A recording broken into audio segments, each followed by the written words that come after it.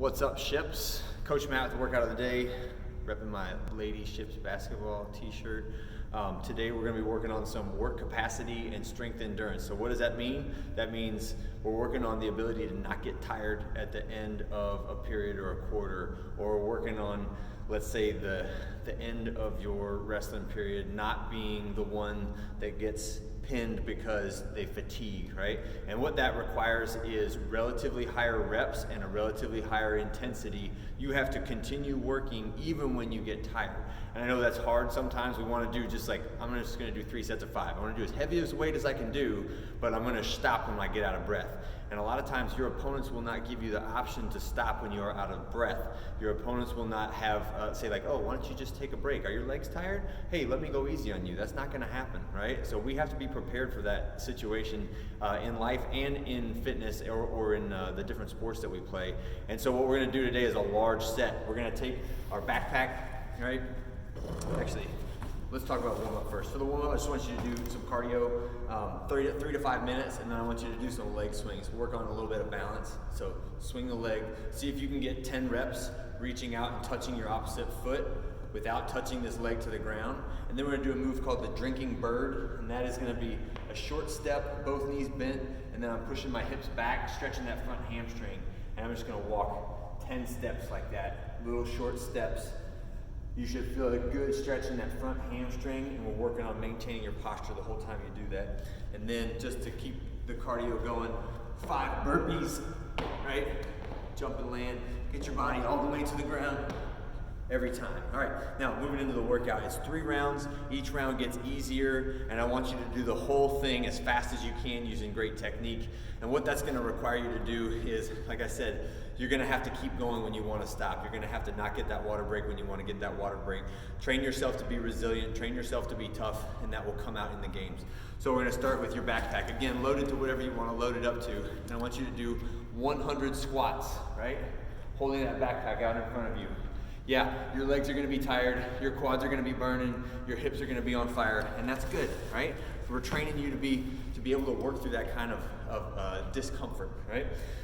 Then you're gonna do 30 chair dips. So the chair dips, if you have a chair about this height, you're just bracing your hands about shoulder width apart. Try to drop your butt to the floor and then press up, right?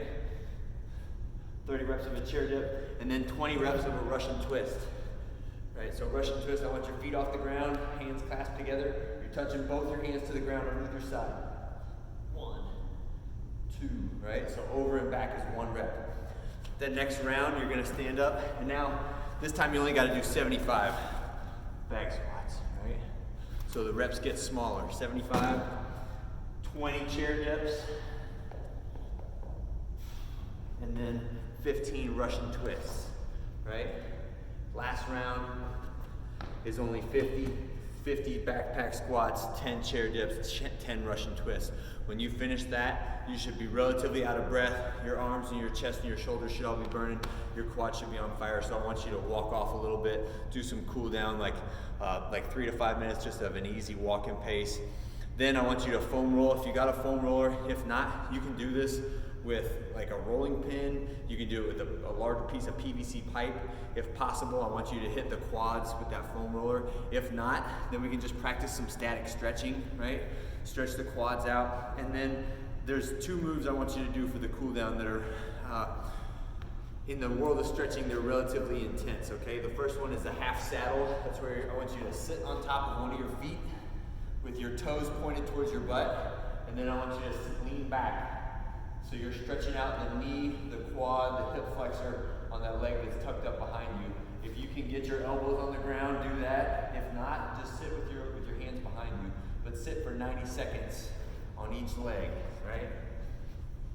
And the last one is the frog. This is another one that's pretty intense. So you're gonna have your knees out wide, your toes tucked underneath behind you, and you're pushing your hips back towards your heels, right? To get a really good stretch in the groin. And again, same type of deal. I want you to hit at least 90 seconds like that in a static position. Now the stretches, should not be so excruciating that you're like groaning in pain, but they should be enough that you can feel a good stretch. The magic in those stretches of getting the tissue to loosen up is when you apply a little bit more time to them, as opposed to like a high effort or a high pain stretch that you only hold for 15 or 20 seconds. So go for the lower pain version, but make it last a little bit longer, like 90 seconds to 2 minutes, and you'll get a lot more out of those stretches in the long run. All right, thanks guys. Check in with us on Twitter and Facebook, and we'll see you soon.